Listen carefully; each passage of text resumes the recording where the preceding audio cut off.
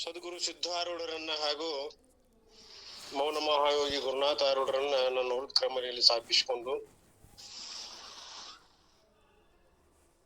ಹಾಗೂ ತಮ್ಮೆಲ್ಲರ ಶುದ್ಧವಾದ ಒಂದು ಬುದ್ಧಿಯಲ್ಲಿ ಒಳ ತೋರ್ತಕ್ಕಂತ ಪರಾತ್ಮ ಶಿವನಿಗೆ ವಂದಿಸುತ್ತಾ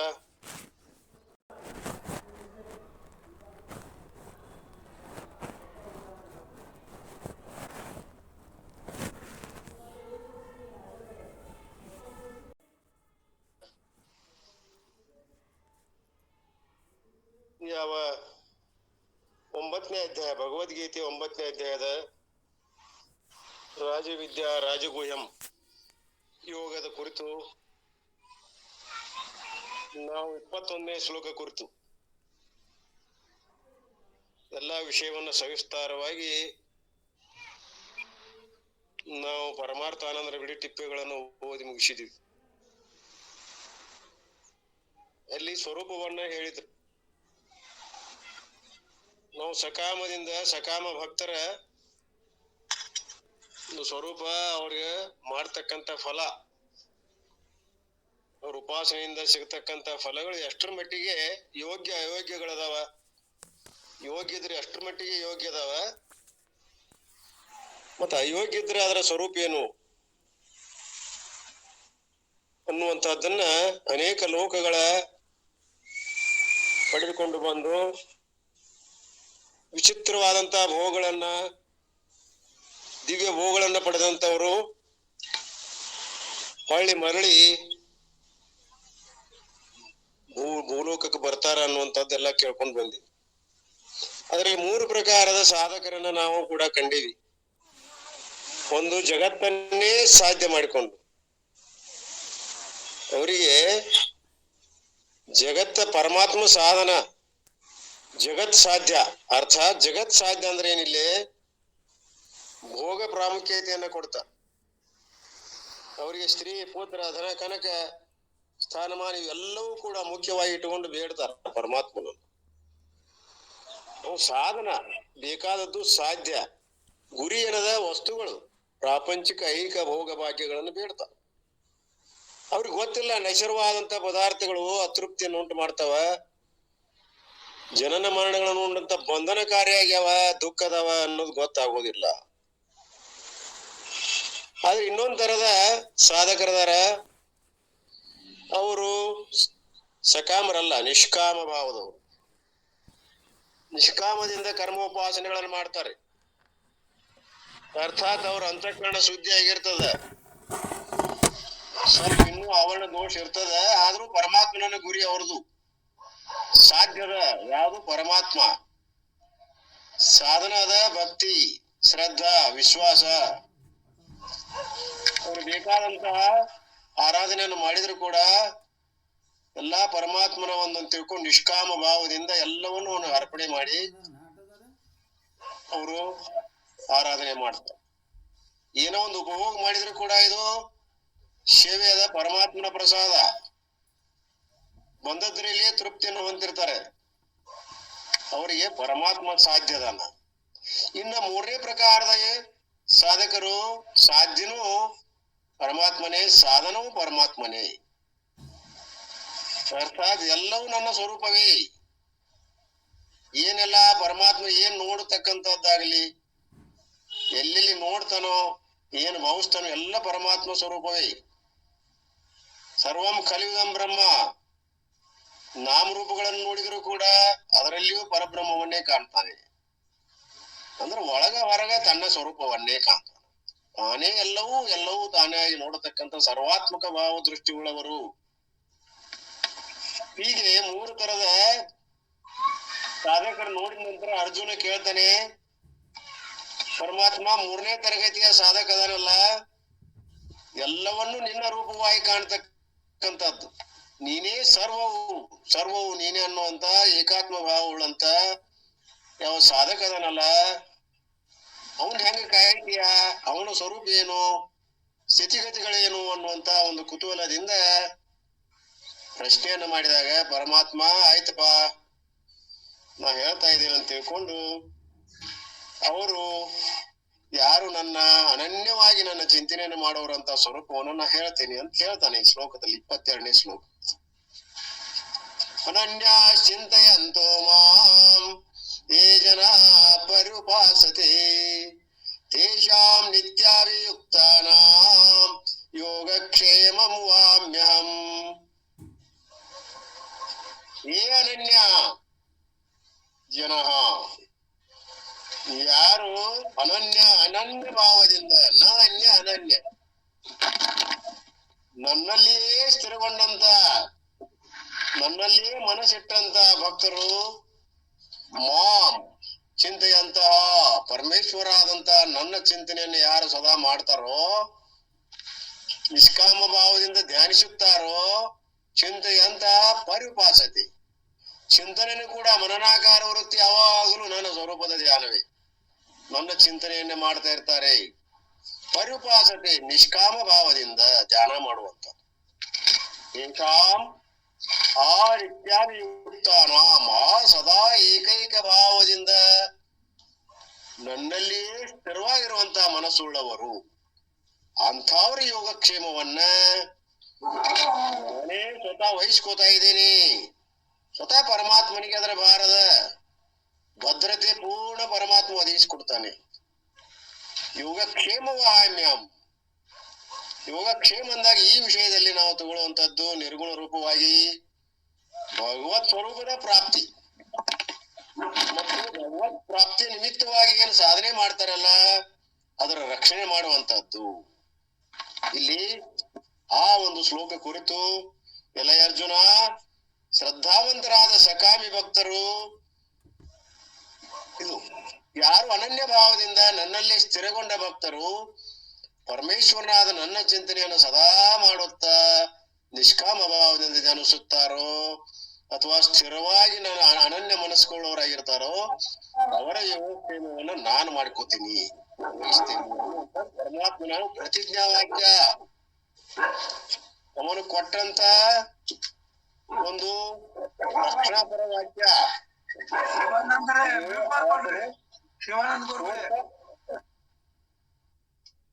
ಹೇಳ್ರಿ. ಹಲೋ, ನೀವು ಕಂಟಿನ್ಯೂ ಸರ್, ಒಬ್ರು ಮ್ಯೂಟ್ ಆನ್ ಆಗಿದ್ರಿ, ಬಂದ್ ಮಾಡಂತ ಹೇಳ್ಯಾರ, ಮಾಡ್ಯಾರ. ಆಯ್ತಾಯ್ತಾಯ್ತು, ಮಾಡಿದ್ರೇನ್ರಿ? ಆಯ್ತಾಯ್ತಾಯ್ತಾಯ್ತು. ಇಲ್ಲಿ ಯೋಗಕ್ಷೇಮ ಅಂದ ತಕ್ಷಣ ನಾವು ಎರಡು ರೀತಿಯಿಂದ ಅರ್ಥ ಮಾಡ್ತೀವಿ. ಸಗುಣ ಪರವಾಗಿ ಮಾಡಬಹುದು, ನಿರ್ಗುಣ ಪರವಾಗಿ ಮಾಡಬಹುದು ಅನ್ನುವಂತ ಲಕ್ಷ್ಯವನ್ನು ಮೊದಲಿಟ್ಟುಕೊಳ್ಳೋಣ. ಯಾರು ಸಗುಣ ರೂಪವಾಗಿ ಉಪಾಸನೆ ಮಾಡ್ತಾರೆ, ತಮ್ಮ ಇಷ್ಟ ದೇವರನ್ನ ಸರ್ವಂ ವಿಷ್ಣುಮಯಂ ಜಗತ್, ಸರ್ವಂ ಶಿವಮಯಂ ಜಗತ್, ಸರ್ವಂ ಬ್ರಹ್ಮಮಯಂ ಜಗತ್, ಈ ರೀತಿ ಉಪಾಸಕರದಾರ. ಅನ್ಯವಾಗಿ ಮಾಡ್ತಕ್ಕಂಥ ಉಪಾಸನ ಅನನ್ಯ ಅಂತ ಇಲ್ಲಿ ಶಬ್ದ, ಅನ್ಯವಾಗಿ ಮಾಡೋರು ಅದರ ಅಂದಂಗಾತ. ಅನ್ಯವಾಗಿ ಮಾಡೋರು ಇವರು ಸಗುಣ ಉಪಾಸಕರು. ವಿಷ್ಣು, ಶಿವ, ದೇವಿ, ಪಾರ್ವತಿ ಇಂಥ ಸಗುಣ ರೂಪವಾಗಿ ಅವರು ಕೂಡ ಅನನ್ಯವಾಗಿ ಮಾಡ್ತಾರ. ಅವನು ಬಿಟ್ಟು ನಾ ಬೇರೇನೆ ಅಲ್ಲ. ನಿತ್ಯವೂ ಅವನ ಧ್ಯಾನದಲ್ಲಿ ಅವನ ಚಿಂತನೆಯಲ್ಲಿ ಮಾಡೋರಿದ್ರ ಅವ್ರ ಯೋಗಕ್ಷೇಮವನ್ನು ಕೂಡ ನಾನು ನೋಡ್ತಾ ಇದ್ದೀನಿ. ಅದಕ್ಕ ಅವರು ನನ್ನ ಬಿಟ್ರೆ ಅನನ್ಯ ಅಂದಾಗ ಸಗುಣ ರೂಪವಾಗಿ ಬರ್ತದ, ಇನ್ನು ಅನನ್ಯ ಅಂದಾಗ ನಿರ್ಗುಣ ರೂಪವಾದಂತದ್ದು ಬರ್ತದ. ಅರ್ಥಾತ್ ಸಗುಣ ರೂಪದಲ್ಲಿ ಯಾಕೆ ಕಾಯ್ತಾನೆ ಅಂದ್ರೆ ಅವ್ರ ಎಲ್ಲ ಯೋಗಕ್ಷೇಮವನ್ನು ನನ್ನ ಆರಾಧನೆಯಲ್ಲಿ ತುಳಿದಾಗ ಅನೇಕ ಉದಾಹರಣೆಗಳನ್ನು ನೋಡ್ರಿ ಗೊತ್ತಾಗ. ಸಕ್ಕುಬಾಯಿ ತಗೋರಿ, ಬಾಣ, ಹಾಗೂ ಇನ್ನೂ ಅನೇಕ ಸಗುಣ ರೂಪದ ಉಪಾಸನೆ ಮಾಡ್ತಕ್ಕಂತ ಅಕ್ಕ ಮಹಾದೇವಿ ಹಾಗೂ ಮೀರಾಬಾಯಿ ಮತ್ತ ಇನ್ನು ಅನೇಕ ಉದಾಹರಣೆಗಳು ಬರ್ತಾವ ನಮ್ಗೆ. ಅವ್ರ ಉದಾಹರಣೆ ಏಕನಾಥ್ ಮಹಾರಾಜರು, ಅವರು ಕೂಡ ಭಾಗವತವನ್ನು ಬರೆಯುವಾಗ ಪರಮಾತ್ಮ ಬಂದು ಅವ್ರ ಬಾಗಿಲು ಕಾದದ್ದು, ಅವರ ಊಟ ವಸತಿ ಏನೆಲ್ಲ ವ್ಯವಸ್ಥೆ ಮಾಡ್ತಾನ. ಬಟ್ಟೆ ಬರೆ ಒಯ್ಯೋದಾಗಲಿ, ನೀರ್ ತರೋದಾಗಲಿ, ಕಸ ಗುಡಿಸೋದಾಗಲಿ ಎಲ್ಲವನ್ನು ಮಾಡ್ತಾನ. ಬಾಣನ ಬಾಗಲ ಕಾದಾನ. ಸತಿ ಸಕ್ಕುಬಾಯಿ, ಹೇಮರೆಡ್ಡಿ ಮಲ್ಲಮ್ಮ ಇವರೆಲ್ಲರೂ ಏಕರೂಪ ಭಕ್ತಿಯನ್ನ ಮಾಡಿದಾಗ ಅವ್ರಲ್ಲಿ ಕೂಡ ಪರಮಾತ್ಮ ಬಂದ ಅಲ್ಲಿ ಬೀಸಿದಾನಂತ. ಸತಿ ಸಕ್ಕುಬಾಯಿ ಆಗಲಿ ಹಾಗೂ ಹೇಮರೆಡ್ಡಿ ಮಲ್ಲಮ್ಮ ಆಗಲಿ ಬ್ಯಾಸೊತ್ತು ಬೀಸಿ ಹತ್ತಿ ಕಾಟಿರ್ತದ, ಬೀಸಿ ದಣು ಆದಾಗ ಪರಮಾತ್ಮನೇ ಸ್ವತಃ ಇಲ್ಲಿ ಬಂದು ಬೀಸಿ ಅನುಕೂಲ ಮಾಡ್ತಾನ. ಅಷ್ಟೇ ಅಲ್ಲ, ಪಾತ್ರೆ ಕೂಡ ಬೆಳಗ್ತಾನ, ಬಾಗಲ ಕಾಯ್ತಾನ, ಏನೆಲ್ಲ ರಕ್ಷಣೆ ಆಗೋದಿಲ್ಲ ಆಪ್ಷನ್ ಅಂತ ನಾವೆಲ್ಲ ಪಿಕ್ಚರ್ ಸಹಿತ ನೋಡಿದೇವಿ. ಅದ್ರ ಹೇಮರೆಡ್ಡಿ ಮಲ್ಲಮ್ಮ ನೋಡೇವಿ, ಸತಿ ಸಕ್ಕುಬಾಯಿ ನೋಡೇವಿ. ಹೀಗೆ ಆತ ಏಕನಾಥನ ಮಹಾರಾಜರ ಭಾಗವತ್ ಬರೆಯುವಾಗ ಕೂಡ ಪೂರ್ತಿ ಅವನ ಜವಾಬ್ದಾರಿಯನ್ನ ಪರಮಾತ್ಮ ವಹಿಸಿಕೊಂಡದ್ದು. ಅಷ್ಟೇ ಅಲ್ಲ, ಇವರು ಅದಾರ ಬಾಳ ಮಂದಿ ಮಹಾತ್ಮರು ಅದಾರ, ಪಿಕ್ಚರ್ಗಳು ಬಾಳ ನೋಡಿದ್ವಿ ನಾವು. ಸಂತ ತುಕಾರಾಮ್ ಅದಾರ್ರಿ, ಪುರಂದರದಾಸರು, ಮತ್ತಿನ್ನು ಯಾರ್ರಿ ಬೋರ ಕುಮಾರ, ಮಹಾಸತಿ ಅನ್ಸೂಯದಾಸರು, ಹಿಂಗ ಅನೇಕ ಕಥೆಗಳ, ನೂರಾರು ಕಥೆಗಳು ಬಂದಾವು. ನೀವೆಲ್ಲ ನೋಡಿರ್ಬಹುದು. ಪರಮಾತ್ಮ ಯಾವ ರೀತಿಯಲ್ಲಿ ಬಂದು ಸಗುಣ ರೂಪದಿಂದ ಅವ್ರಿಗೆಲ್ಲ ವ್ಯವಸ್ಥೆ ಮಾಡ್ಯಾನ ಅನ್ನೋದು ನಿಮ್ಗೆಲ್ಲ ಗೊತ್ತು. ಹಾಗೆ ಅವ್ರ ಯೋಗಕ್ಷೇಮ, ಅವ್ರ ಹೊಟ್ಟೆಯ ಒಂದು ರಕ್ಷಣೆಯನ್ನ ಅವ ಮಾಡ್ತಾನ, ಸಗುಣ ರೂಪದೊಳಗೂ ನೋಡ್ಬೋದು. ಇನ್ನ ನಿರ್ಗುಣ ರೂಪವಾಗಿ ಹೇಗೆ ಯೋಗಕ್ಷೇಮ? ಯೋಗಕ್ಷೇಮ ಅರ್ಥ ಅಂದ್ರ ಇಲ್ಲದ ಪದಾರ್ಥ ಉಂಟು ಮಾಡೋದು.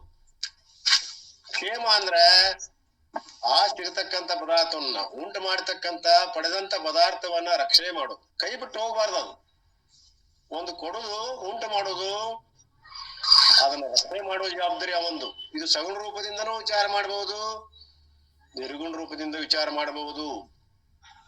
ಹಂಗಾರ ಇಲ್ಲದ ಪದಾರ್ಥಗಳನ್ನು ಉಂಟು ಮಾಡೋದು ಇದು ಯೋಗ. ಹಂಗಾರ ಆ ಉಂಟು ಮಾಡಿದಂತ ಪದಾರ್ಥಗಳನ್ನ ರಕ್ಷಣೆ ಮಾಡೋದು. ಇಲ್ಲಿ ನಿರ್ಗುಣ ರೂಪವಾಗಿ ಹೆಂಗಾಗ್ತದೆ ಇದು ಅಂದ್ರೆ, ಇಲ್ಲಿ ಇದಂ ರೂಪದಿಂದ ತೋರ್ತಕ್ಕಂಥ ಜಗತ್ತಾಗ್ಲಿ ಅಥವಾ ನಾನು ಎಂಬ ವೃತ್ತಿಗಾಗ್ಲಿ ಇವುಗಳಿಗಿಂತ ಭಿನ್ನವಾಗಿ ಯಾವುದೂ ಇಲ್ಲ. ಇದಂ ರೂಪದಿಂದ ತೋರೋ ಜಗತ್ತು ನನಗಿಂತ ಭಿನ್ನಲ್ಲ. ಆ ನಾನು ಕೂಡ ಸಾಕ್ಷಿ ರೂಪ, ಕೂಟಸ್ಥ ರೂಪ ಪರಮಾತ್ಮನೇ. ಅಂತರ್ಬಾಹ್ಯ ಏಕ ರೂಪ, ರಸ ಭರ್ಪೂರ್, ಒಳ ಹೊರಗೆನ್ನದೇ ಒಳೆಯುವ ಚಿಜ್ಯೋತಿ. ಎಲ್ಲ ಕಡೆ ನನ್ನನ್ನೇ ನೋಡುವಂತದ್ದು ನಿರಂತರ ಅದ್ವೈತ ದರ್ಶನ. ಅಂತವ್ರು ನಿರ್ವಿಶೇಷವಾದಂತ ನಿತ್ಯಾನಂದ ಐಕ್ಯರಸವಾದಂತ ನನ್ನ ಚಿಂತನೆಯನ್ನ ಮಾಡ್ತಿರ್ತಾರೆ. ಒಳ ಹೊರಗೆ ಅನ್ಯ ವಿಷಯ ಯಾವುದೂ ತೋರುವುದಿಲ್ಲ ಅವರಿಗೆ. ಸಮಸ್ತವು ಪರಬ್ರಹ್ಮವೇ ಅನ್ನುವಂತ ನಿರ್ಗುಣ ಉಪಾಸಕರು ಕೂಡ ಅವರ ಒಂದು ರಕ್ಷಣೆಯನ್ನು ಕೂಡ ಪರಮಾತ್ಮ ಮಾಡ್ತಾನೆ. ಅವರ ಒಂದು ಊಟೋಪಚಾರ ಆಗಲಿ ಪ್ರತಿಯೊಂದನ್ನು ಪರಮಾತ್ಮ ಅವರಿಗೆ ಯಾವುದೇ ರೀತಿ ವಿಘ್ನಗಳನ್ನು ಉಂಟು ಮಾಡೋದಿಲ್ಲ. ಆಧ್ಯಾತ್ಮಿಕ ಆದಿ ಅನ್ನುವಂತ ಅದಾವಲ್ಲ, ಆಧ್ಯಾತ್ಮಿಕ ಆದಿ ಭೌತಿಕ ಆದಿ ದೈವಿಕ, ಈ ರೀತಿ ಅನೇಕ ವಿಘ್ನಗಳದಾವು. ಆ ಯಾವ ವಿಘ್ನಗಳ ಬಾರದ ಹಾಗೆ ಪರಮಾತ್ಮ ಅವರು ಯೋಗಕ್ಷೇಮ ನೋಡ್ತಾ, ನಿರ್ಗುಣ ಉಪಾಸಕರದ್ದು ಅವ ಯೋಗಕ್ಷೇಮವನ್ನು ನೋಡ್ತಾನೆ. ಈ ರೀತಿ ಸಗುಣ ನಿರ್ಗುಣ ರೂಪದಿಂದ ಉಪಾಸಕರ ಚಿಂತನೆಯನ್ನ ಮಾಡುವಂತ ಹೊಣೆ ಯಾರ್ದು ಅಂದ್ರೆ ಪರಮಾತ್ಮಂದು. ಈ ರೀತಿ ಒಂದು ಅಭಯ ಹಸ್ತವನ್ನ ಪ್ರತಿಜ್ಞಾ ರೂಪದಲ್ಲಿ ಕೊಡ್ತಕ್ಕಂತ ಆಶ್ವಾಸನೆ ಅಂದ್ರೂ ಕೂಡ ಅಡ್ಡಿ ಇಲ್ಲ. ಈ ಆಶ್ವಾಸನೆ ಪರಮಾತ್ಮನು ನಮಗ ಅಭಯ ಹಸ್ತವನ್ನು ಕೊಟ್ಟಿದ್ದಾನೆ. ಚಿಂತೆ ಮಾಡಕ್ ಹೋಗ್ಬೇಡ್ರಿ. ಯಾರು ನಿರಂತರವಾಗಿ ಅನನ್ಯವಾಗಿ ನನ್ನ ಚಿಂತನೆ ಮಾಡ್ತಾರೋ ಆ ರಕ್ಷಣೆ ಜವಾಬ್ದಾರಿ ನಂದು. ತಾಯಿಗೆ ಹಣದ ಕೂಸಿನ ರಕ್ಷಣೆ ಇರ್ತದಿಲ್ಲೋ, ಪ್ರತಿಯೊಂದು ಕಡೆ ಲಕ್ಷ ಇರ್ತದ, ಏನ ಮಾಡಿದ್ರು ಕೂಡ ಲಕ್ಷ ಅಲ್ಲೇ ಇರ್ತದ. ಆ ತಾಯಿಯ ಹಸಿವೆ ಆಗಲಿ, ಅದ್ ಅಳಕೈತಂದ್ರ ಹಸಿವೆ ಆಗ್ಯದ, ಅದು ಏನಾದ್ರು ಮುಂಗಾಡ್ ಕರೆದ್ರು ಕೂಡ ಆಕಿ ಗೊತ್ತಾಗ್ತದ. ಅದು ಅಂದ್ರೆ ಅವಳೇ ಆ ಕೂಸಾಗಿ, ಕೂಸೆ ಅವಳಾಗಿರ್ತಾಳೆ, ಅನನ್ಯವಾಗಿರ್ತಾಳೆ, ರಕ್ಷಣೆ ಭಾರ ಅವಳದು. ಹಾಗೋ ಹಾಗೆ ಇಲ್ಲಿ ಪರಮಾತ್ಮನು ಕೂಡ ತಾಯಿ ತಂದೆ ಸ್ವರೂಪವಾಗಿ ಪ್ರತಿಯೊಂದು ನಮ್ಮ ಒಂದು ಅವಶ್ಯಕತೆಗಳನ್ನು ಪೂರೈಸಿ ನಮ್ಮ ಸಾಧನೆ ಹಂತವನ್ನ ಕೊನೆಗೊಳಿಸ್ತಾನೆ ಅನ್ನುವಂಥದ್ದು ಈ ಒಂದು ಸಾಮಾನ್ಯ ರೂಪ ಅರ್ಥವನ್ನ ನಾವು ಇಟ್ಟುಕೊಂಡು ಇದನ್ನು ಓದಿದ್ರೆ ಅವೆಲ್ಲವೂ ಅರ್ಥ ಆಗ್ತದೆ. ಹಾಗೆ ಗುರುಗಳು ಏನ್ ಹೇಳ್ತಾರ ನೋಡೋಣ. People who sees me non different from them offer worship dwelling on me. I take care of the yoga and kshema of those ever steadfast ones. ಯಾರು ನನಗೆ ಅನನ್ಯವಾಗಿ ಸದಾ ಆರಾಧನೆ ಮಾಡ್ತಾರೋ, ಅನನ್ಯವಾಗಿ ಚಿಂತನೆ ಮಾಡ್ತಾರೋ ಅವರ ಯೋಗಕ್ಷೇಮವನ್ನ ನಾನು ಬಿಡದೇ ಮಾಡ್ತೇನೆ ಅನ್ನುವಂತ ಸಂಕಲ್ಪ ಮಂತ್ರವನ್ನ ನಮಗ ಒಂದು ಪ್ರತಿಜ್ಞಾರೂಪ ಮಂತ್ರವನ್ನ ಪರಮಾತ್ಮ ಕೊಟ್ಟಿದ್ದಾನೆ. ನಾವು ಧನ್ಯರು. ಹಾಗೆ ಮಾಡಿ ನೋಡಿದ್ರೆ ಗೊತ್ತಾಗ್ತದ. ನಾವು ಏನ್ ಬಿಡ ಎಲ್ಲಿ ನಾವು ಏನ್ ಮಾಡ್ಲಿಲ್ಲ, ಅವೇನು ಕಾಯ್ತಾನ ನಮ್ಮನ್ನ ಅಂತ ನಾವು ಅಸ್ಥಿರ ಬುದ್ಧಿಯನ್ನ ಮಾಡಿದ್ರೆ ಆಗುದಿಲ್ಲ. ಸ್ಥಿರವಾದ ಬುದ್ಧಿ ಮಾಡಿದ್ರೆ ಕಾಯ್ತಾನ. ಯಾವ ರೂಪದಿಂದ ಯಾವ್ದೋ ರೂಪದಿಂದ ಬರ್ತಾನ ಅನ್ನೋದು ಇಡೀ ಬರ್ತದ ಊಟ. ಆದ್ರೆ ಅನನ್ಯವಾಗಿರ್ಬೇಕು ನಾವು. ನಮ್ಮ ರಕ್ಷಣೆ ಭಾರ ಹೋಗ್ಬೇಕು ಇರ್ಲಿ. ಒಬ್ರು ಪಾರ್ವತಿ ಅಂದ್ಳು, ಅಲ್ಲ ರಕ್ಷಣೆ ಮಾಡ್ತೀನಿ ಅಂತಿ, ಹಂಗಾರ ಎಲ್ಲಾ ಇರಿವಿ ಮಳಗೊಂಡು ಎಲ್ಲಾ ಸಮಸ್ತ ಪದಾರ್ಥಗಳನ್ನ ರಕ್ಷಣೆ ಮಾಡ್ತಿ, ಹಂಗಾರ ನಾನು ಪರೀಕ್ಷೆ ಮಾಡ್ತೇನೆ ನೋಡು ಅಂತೇಳಿ ಒಂದ್ ಡಬ್ಬಿ ಒಳಗೆ ಒಂದ್ ಇರಿವಿ ಹಾಕಿ, ಹಂಗಾರ ಇದಕ್ಕೆ ಆಹಾರ ಕೊಡು ನೋಡು ನಾನು ತಿಳ್ಕೊಂಡು ಹಂತೆ ಕೆಟ್ಕೊಂಡು ಅಂತ ಹಾಕಿ. ಆದ್ರೆ ಬೆಳಗ್ಗೆ ಹಾಕೊಡ್ದ ಇರಿವಿಗೆ ಅಲ್ಲಿ ಸಕ್ರಿ ಅವು ಎಲ್ಲ ಬಿದ್ದಿದ್ದು ಅಂತಂದ್ರ ಅದು ಬಚಾವಾಗಿತ್ತು ಅಂತ. ಅಂತೆ ಕಾಯ್ತಿ ಡಬ್ಬಿ ಪರಮಾತ್ಮ ಎಲ್ಲ ಕೊಟ್ಟಿದ್ದು. ಹಾಗೆ ಕಲ್ಲೊಳಗಿರುವಂತ ಕಪಿಯು ಕೂಡ ನೀರು ಕೊಡುವಂತ ಉದಾಹರಣೆಗಳನ್ನ ನಾವು ನೋಡಿದ್ವಿ. ಕಲ್ಲೊಳಗಿರ್ತದಂತ್ರಿ ಕಪ್ಪಿ, ಅದಕ್ಕೆ ಆಹಾರ ಕೊಡ್ತಾನ, ಇರಿಬಿಗಳಿಗೆ ಆಹಾರ ಕೊಡ್ತಾನ. ಹೀಗೆ ಪರಮಾತ್ಮನ ಹೊಣೆ ಅದೇ ಅಂತ ಅರ್ಥ. ರಕ್ಷಣೆ ಮಾಡ್ತಕ್ಕಂಥ ಜವಾಬ್ದಾರಿ ಹುಟ್ಟಿಸಿದವ ಮತ್ ರಕ್ಷಣೆ ಮಾಡ್ಬೇಕಲ್ಲ. ಯಾರನ್ನ ಮಾಡ್ಬೇಕು? ಯಾರು ಅನನ್ಯವಾಗಿ ಅವನ ಚಿಂತನೆ ಮಾಡ್ತಾರ ಪೂರ್ತಿ ಭಾರ ಒಂದಿರ್ತದ. ಇನ್ನು ಯಾರು ಚಿಂತನೆ ಮಾಡೋದಿಲ್ಲ ಅವ್ರ ಭಾರ ಮಾಡೋದಿಲ್ಲ ಅಂದಂಗ ಆಗ್ಲ. ಮತ್ತೆ ಇನ್ನೊಂದು ಪ್ರಶ್ನೆ ಇದು, ಅನನ್ಯವಾಗಿ ಚಿಂತೆ ಮಾಡೋರು ಯೋಗಕ್ಷೇಮವನ್ನು ಅಷ್ಟನ್ನು ನೋಡ್ತಿ, ಮತ್ ಉಳಿದಾರ ಗತಿ ಏನಪ್ಪಾ? ಪರಮಾತ್ಮ ಹೇಳ್ತಾನ ಅವ್ರದ್ದು ರಕ್ಷಣೆ ಮಾಡ್ತಾ ಇದ್ದೇನೆ ನಾನು. ಹೇಗೆ? ಅವರಲ್ಲಿ ಅಭಿರುಚಿಯನ್ನು ಉಂಟು ಮಾಡಿ ಪ್ರಯತ್ನ ರೂಪವಾಗಿ ಅವರಲ್ಲಿ ಇಚ್ಛಾ ಹುಟ್ಟಿಸ್ತೇನೆ. ಅವರಿಗೆ ದುಡಿಯುವಾಗಿ ಅವರಲ್ಲಿ ಇಚ್ಛಾ, ಜ್ಞಾನ, ಪ್ರಯತ್ನ ಎಲ್ಲ ಉಂಟು ಮಾಡಿ ಅವರ ರಕ್ಷಣೆ ಅವ್ರು ಮಾಡಿಕೊಳ್ಳುವಂಗ ಪ್ರಯತ್ನ ಮಾಡ್ತೇನೆ. ಹಾಗೆ ಪ್ರತಿಯೊಬ್ಬರ ರಕ್ಷಣೆ ಹೊಣೆಪ್ಪ ನಂದು. ಯಾರು ಅನನ್ಯವಾಗಿರ್ತಾರ ಪೂರ್ತಿ ಆ ಕೂಚಿ ಇರೋ ಮಟ್ಟ ಜವಾಬ್ದಾರಿ ನಂದು ಹೊತ್ಕೊಂಡು ಅಡ್ಡಾಡ್ತೀನಿ. ಇನ್ನು ಇಲ್ಲ ಅಂದ್ರೆ ಅವರಿಗೆ ಆ ರಕ್ಷಣೆಗೆ ಬೇಕಾದಂತ ಸಲಕರಣೆಗಳನ್ನ ಎಲ್ಲ ಕೊಡ್ತೀನಿ. ಇನ್ನು ಇವರಿಗೆ ನಿರ್ಗುಣ ಉಪಾಸಕರಿಗೆ ಅವ್ರು ಬೇಕಾದಂತ ವಿಘ್ನಗಳನ್ನ ದೂರ ಮಾಡಿ ಅವ್ರು ಬೇಕಾದಂತ ಪುಸ್ತಕಗಳಾಗಲಿ, ಗ್ರಂಥಗಳಾಗಲಿ, ಗುರುಗಳಾಗಲಿ ಪ್ರತಿಯೊಬ್ಬರು ಅಲ್ಲೇ ಸಿಗಬೇಕು. ಅವನಿಗೆ ಆ ಗುರುಗಳ ಒಂದು ಲಭ್ಯತೆ ತಕ್ಷಣ ಮನೆ ಬಾಗಿಲಕ್ಕ ಬರುವಂಗ ಮಾಡ್ತೀನಿ, ನಿನಗೆ ಆ ರೂಪದಿಂದ ಬಂದು ನಿನ್ನ ಉದ್ಧಾರ ಮಾಡ್ತೀನಿ ಅನ್ನುವಂಥದ್ದು ಅಭಯಹಸ್ತವನ್ನ ಪರಮಾತ್ಮ ಕೊಡುತ್ತೆ. ಹಾಗೆ I take care of the yoga and ಕ್ಷೇಮ. ನಿಮ್ಮೆಲ್ಲರ ಸಗುಣ ಇರ್ಲಿ ನಿರ್ಗುಣ ಇರ್ಲಿ, ಅವರೆಲ್ಲ ಯೋಗಕ್ಷೇಮವನ್ನ ನಾನು ಮಾಡ್ತಾ ಇದ್ದೀನಿ. In the previous 2 verses Krishna talked about the ಸಕಾಮ ಭಕ್ತ, ಮಂದ ಭಕ್ತ, for whom God is only means. ಹಿಂದಿನ ಒಂದು ಶ್ಲೋಕದಲ್ಲಿ ಪರಮಾತ್ಮನ ಪುಣ್ಯಾತ್ಮ ಏನ್ ಮಾಡ್ಯಾನ? ಸಾಧನ ಮಾಡಿಕೊಂಡಾನ. ಪ್ರಪಂಚ ಸಾಧ್ಯ ಅವಾಗ. ಅಕಸ್ಮಾತ್ ಪ್ರಪಂಚದಲ್ಲಿ ಇರ್ತಕ್ಕಂಥ ವಸ್ತುಗಳು ಕೊಡ್ಲೇ ಇಲ್ಲ ಅಂದ್ರ ಅವ ಆ ಪರಮಾತ್ಮನ ಬಿಡ್ತಾನ, ಮತ್ತೊಂದು ದೇವರಿಗೆ ಮೊರೆ ಹೋಗ್ತಾನೆ. ಅವನ ವಿಚಾರ ಭಕ್ತಿ ಯಾರು? ಸಗುಣರೂಪ ಉಪಾಸಕಂದು. ಹಾಗೆ ಮಂದ ಭಕ್ತ ಅಂತ ನಮಗ ಅವ ಪರಮಾತ್ಮನ ಸಾಧನ ಸಾಧ್ಯ, ಪ್ರಪಂಚದ ವಸ್ತುಗಳು. ಅವನ ಜಗತ್ತನ ಮೂಲ. World is the end. ಅವನ ಕೊನೆ ಯಾವುದು? ಜಗತ್ತು. ನಾವ್ ಇನ್ ದಿಸ್ ಇಂಪಾರ್ಟೆಂಟ್ ವರ್ಸ್, ಈಗ ಮಾತ್ರ ಆಫನ್ ಕೋಟೆಡ್ ವರ್ಸ್, ಈಗ ಕೊಟ್ಟಂತ ಒಂದು ವರ್ಸ್ ಅದಲ್ಲ, ಈ ಮಂತ್ರ ಅದಲ್ಲ, ಅನನ್ಯ ಚಿಂತೆ ಅಂತ ಮಾಡುವಂತದ್ದು. ಇದು ಮಧ್ಯಮ ಭಕ್ತ, ನಿಷ್ಕಾಮ ಭಕ್ತ. ಇವೆರಡೂ ಕೂಡ ಮಧ್ಯಮ ಹಾಗೂ ನಿಷ್ಕಾಮ ಭಕ್ತರಿಗೆ ಒಪ್ತವ. For whom God is not means for other things. ಇಲ್ಲಿ ದೇವರ ಸಾಧನ ಅಲ್ಲ, ಇವರಿಬ್ಬರಿಗೂ ನಿಷ್ಕಾಮ ಮತ್ತು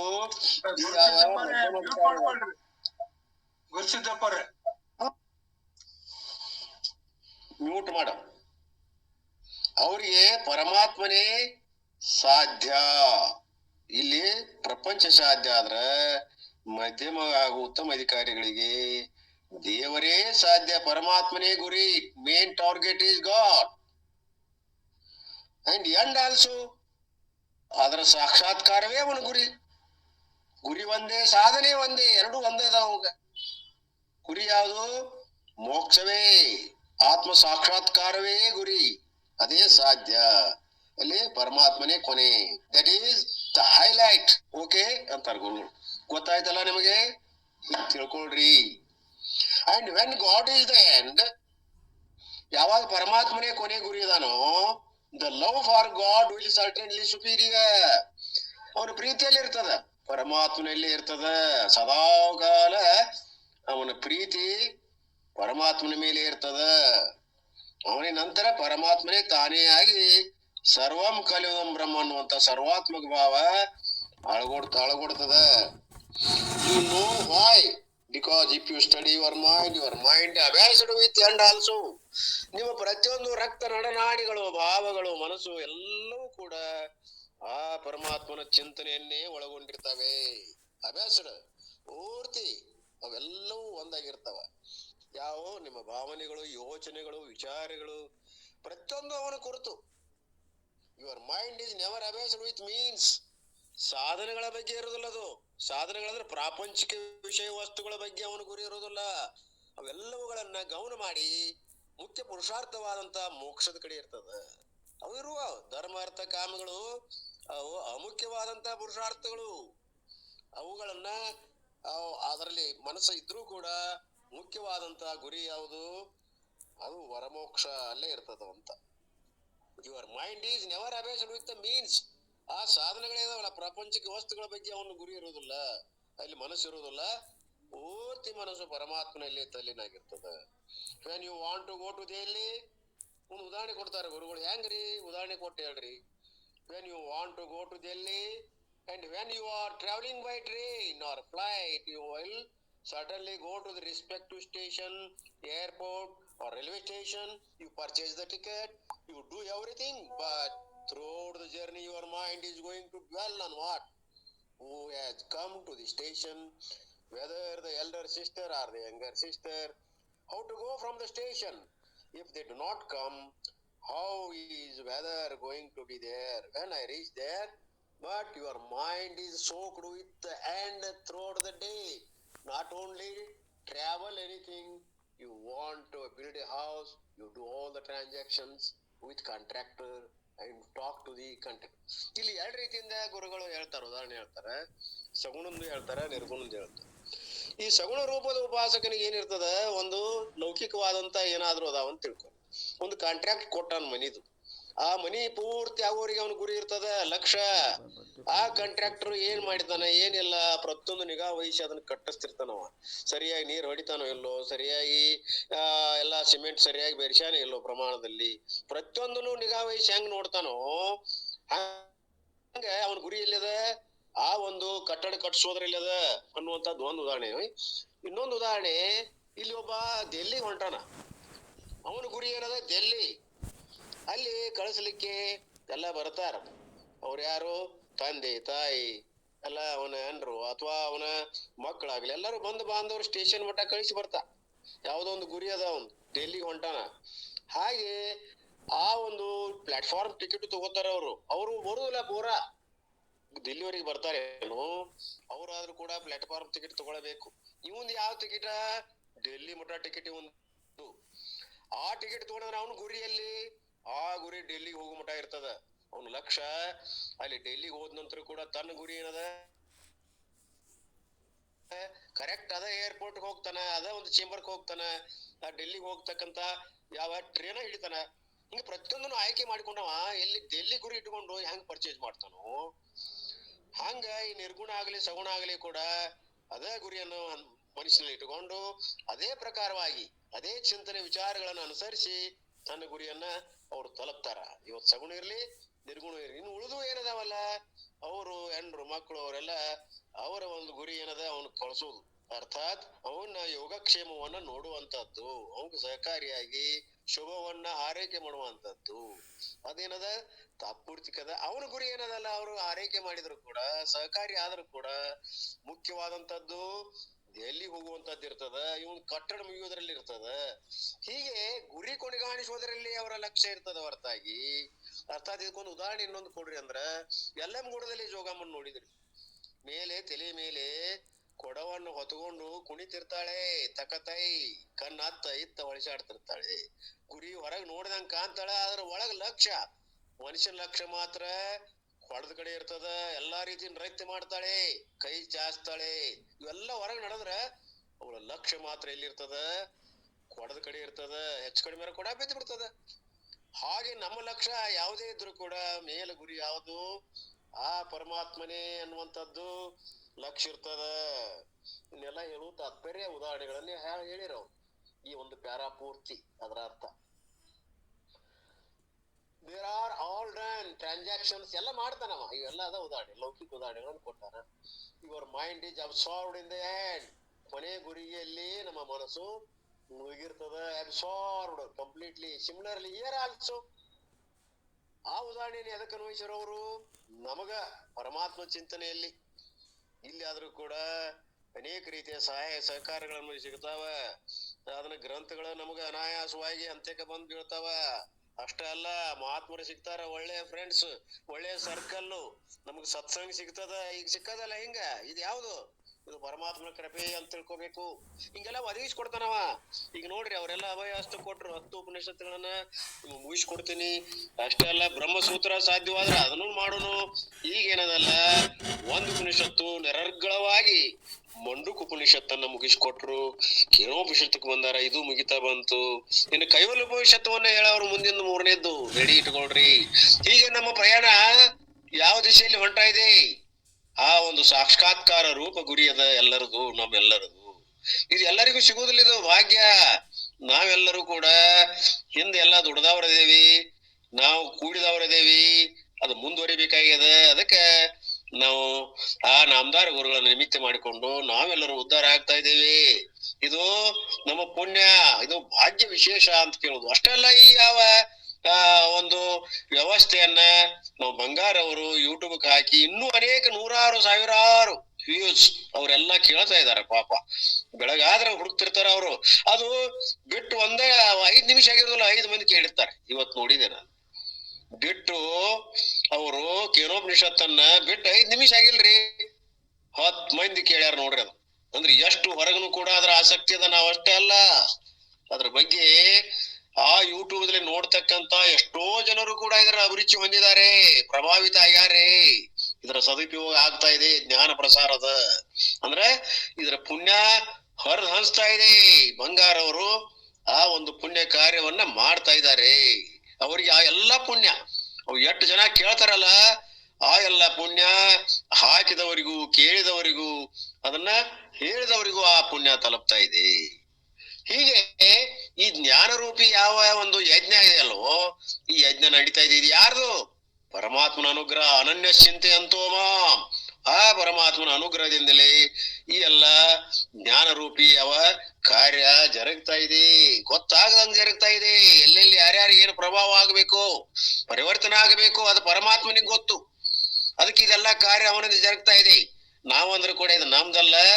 ನಡೀತಕ್ಕಂತ ಯಾವ ಒಂದು ಆಶೀರ್ವಾದದ, ಅದು ಒಂದು ಕರ್ತವ್ಯದ, ಪರಮಾತ್ಮ ನಡೆಸ್ತಾ ಇದ್ದಾನೆ ಅಂತ ತಿಳ್ಕೊಬೇಕು. ಹೇಳೋರು ನಾಮದಾರ ಗುರುಗಳಲ್ಲ, ಕೇಳೋರು ನಾವಲ್ಲ, ಬಂಗಾರವರಲ್ಲ. ಇವೆಲ್ಲವೂ ಪರಮಾತ್ಮನ ಆಜ್ಞಾನುಸಾರವಾಗಿ ನಮ್ಮನ್ನೆಲ್ಲರೂ ನಿಮಿತ್ತ ಮಾಡಿಕೊಂಡು ಪರಮಾತ್ಮ ತನ್ನ ಕೆಲಸವನ್ನು ಮಾಡ್ತಾ ಇದ್ದಾನೆ. ನೋಡ್ರಿ, ಹೀಗೆ ದಟ್ ಈಸ್ ಗಾಡ್ ತೀವ್ರ ಮುಮುಕ್ಷಂ ಇನ್ ವೇದಾಂತಿಕ್ ಲ್ಯಾಂಗ್ವೇಜ್. ಇವರೆಲ್ಲಾ ತೀವ್ರ ಮುಮುಕ್ಷಗಳು. ನೋಡ್ರಿ, ಈಗೇನ್ ಕೇಳ್ತಾ ಇದೀವಲ್ಲ, ನಾವೆಲ್ಲರೂ ತೀವ್ರ ಮುಮುಕ್ಷಗಳು, ದೃಢತರವಾದಂತ ಇಚ್ಛೆ ಉಳ್ಳವರೇನೋ, ಒಂದೇ ತೀರ್ಬೇಕು ಇದೇ ಜನ್ಮದಲ್ಲಿ ಈಗಲೇ ಅನ್ನುವಂತ ಉತ್ಕಟವಾದಂತ ಒಂದು ಇಚ್ಛಾ ಮುಮುಕ್ಷತ್ವ ಎಲ್ಲ ಅದಾವ. ಅಭ್ಯಾಸಿಗಳಾಗೇನೋ ತೀವ್ರತರ ಅಭ್ಯಾಸಿಗಳು, ಮುಮುಕ್ಷತ್ವಕ್ಕಿಂತ ಹೆಚ್ಚಿನ ಮುಂದಿಂದು ಅಭ್ಯಾಸಿ ಅಂದ್ರೆ ಅದರಲ್ಲೇ ತತ್ಪರಗಳವರು. ಮುಮುಕ್ಷ ಇನ್ನೂ ಎಡಬಹುದು, ಹೆಚ್ಚು ಕಡಿಮೆ. ಆದ್ರೆ ಅಭ್ಯಾಸಿ ಯಾವತ್ತು ಇಡೋದು ಸಾಧ್ಯವೇ ಇಲ್ಲ. ಯಾಕಂದ್ರೆ ಮುಮುಕ್ಷತ್ವ ಬಂದ್ಮೇಲೆ ಅಭ್ಯಾಸಕ್ಕೆ ಬಂದಿರ್ತಾನವ. ಶ್ರವಣ ಮನನ ನಿಧಿಧ್ಯಾಸನಗಳ ಒಂದು ಪವಿತ್ರ ಕಾರ್ಯದಲ್ಲಿ ತೊಡಗಿರ್ತಾನೆ. ಅವ ಎಡುವುದಿಲ್ಲ. ಅವನ ಗುರಿ ನೇರವಾಗಿ ಸಾಕ್ಷಾತ್ಕಾರ. ಹೇಳ್ತಾರೆ Vedantic language, that is called ಜಿಜ್ಞಾಸು. ಮುಮುಕ್ಷತ್ವಂ ಇನ್ ವೇದಾಂತಿಕ್ ಲ್ಯಾಂಗ್ವೇಜ್, ವೇದಗಳ ರೂಪದಲ್ಲಿ ಮುಮುಕ್ಷತ್ವ ಅಂತಾರ.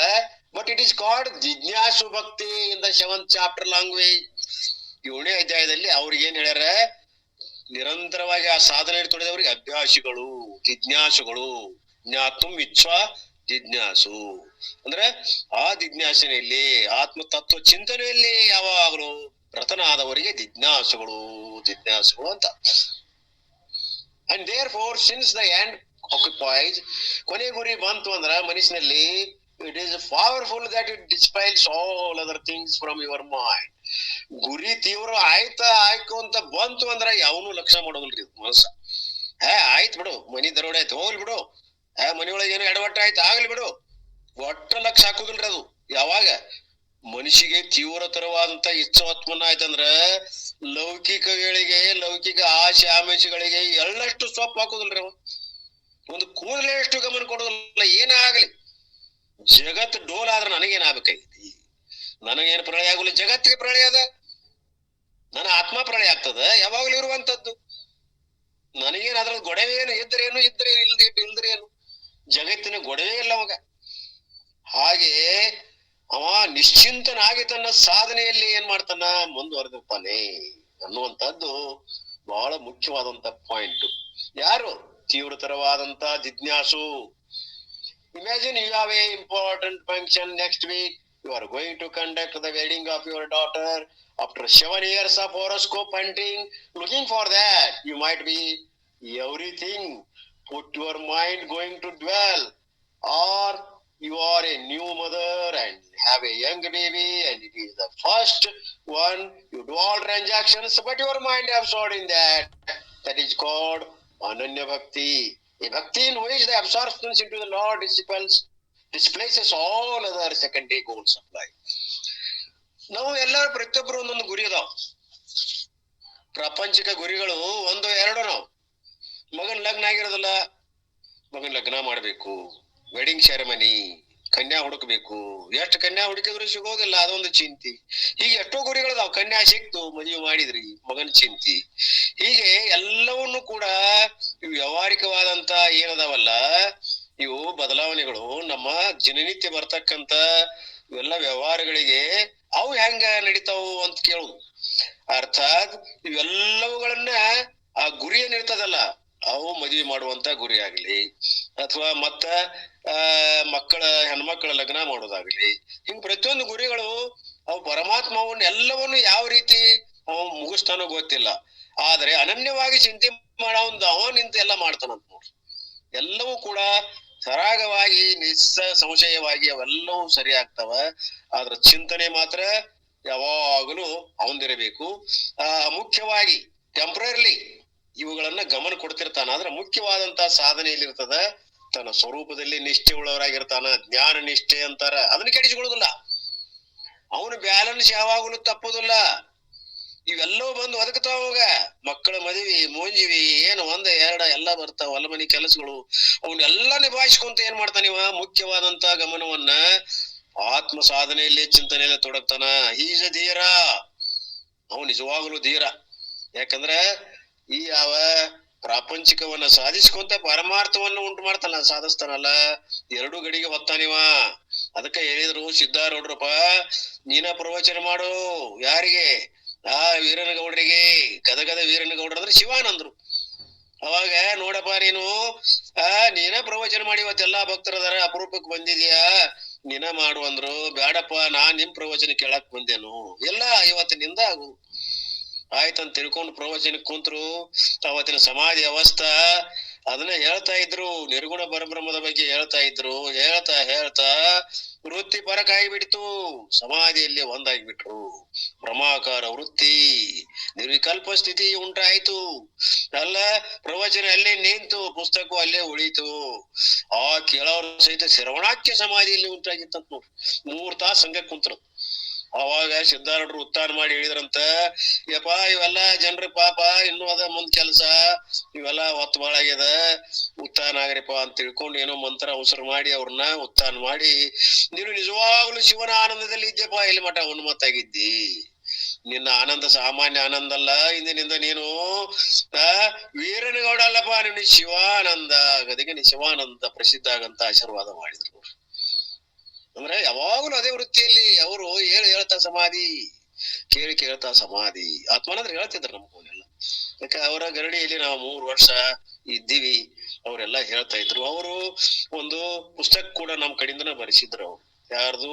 ಶಿವಾನಂದರ ಆತ್ಮಚರಿತೆಯನ್ನ. ಶಿವಾನಂದ್ರ ಬೋಧವೇ ಅವರ ಚರಿತ್ರೆ ಅಂತ ಅರ್ಥದು.